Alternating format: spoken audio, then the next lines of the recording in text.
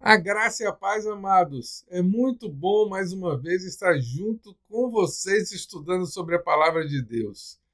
E justamente o nosso tema de hoje, em Efésios 6,17, é que a espada do Espírito é a palavra de Deus. A espada do Espírito é uma das armas espirituais citadas por Paulo em Efésios capítulo 6, que é a única arma de ataque, mas também serve para a defesa.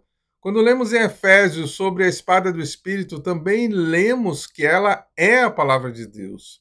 A palavra de Deus é uma arma de extrema importância, vital nessa armadura.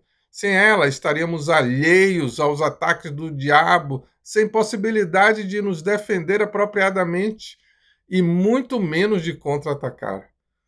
Quando falamos sobre a palavra, o que devemos compreender em primeiro momento é que ela precisa habitar na nossa vida. Nós devemos conhecê-la profunda e amplamente. Paulo, ao escrever aos Colossenses, diz: habite ricamente em vós a palavra de Cristo. Podem conferir lá em Colossenses capítulo 3, versículo 16. A palavra precisa habitar em nós ricamente. O cristão que não é conhecedor da palavra certamente sofrerá a derrota do diabo. Devemos conhecê-la profundamente, com muita intimidade e usar dos meios da graça. Mas você pode estar perguntando aí, como Deus fala conosco?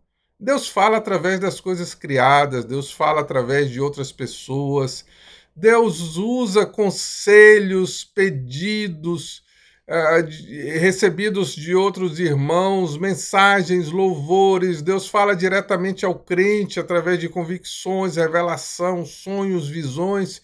Deus fala através da palavra escrita, que é a Bíblia, primariamente. Todas as formas da palavra de Deus se harmonizam com a Bíblia e podem ser testadas sua veracidade através da sua harmonia. Qual é a nossa parte nisso tudo?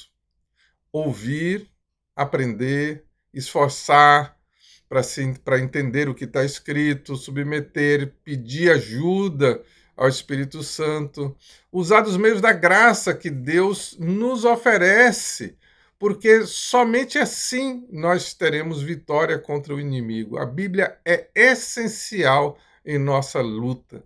A palavra de Deus é o instrumento mais poderoso para repelir a tentação. O próprio Senhor Jesus resistiu às tentações de Satanás, repelindo com esta poderosa prerrogativa: está escrito. Podemos notar no relato de Mateus 4,11 que por 3 vezes Jesus combateu a Satanás usando as palavras do que estava escrito na Bíblia. Satanás quis copiar o estilo do argumento de Jesus, relatando o que estava escrito também.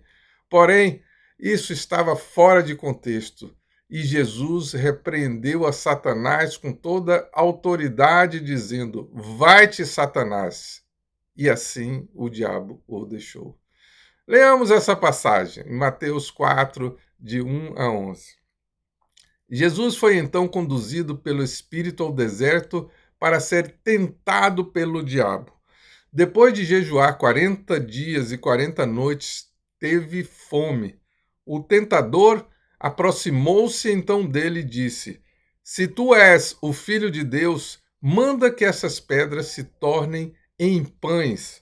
Jesus, porém, afirmou-lhe: está escrito, nem só de pão o homem viverá, mas de toda a palavra que sai da boca de Deus. Então o diabo o conduziu à cidade santa e colocou-o sobre a parte mais alta do templo e desafiou-lhe: se tu és o Filho de Deus, joga-te daqui para baixo, pois está escrito: aos seus anjos dará ordens a teu respeito, e com as mãos eles te sustentarão, para que jamais tropece em alguma pedra.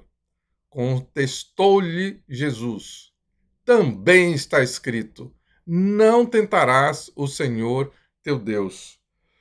Tornou o diabo a levá-lo agora para um monte muito alto e mostrou-lhe os reinos do mundo em todo o seu esplendor. E propôs a Jesus tudo isso te darei, se prostrado me adorares.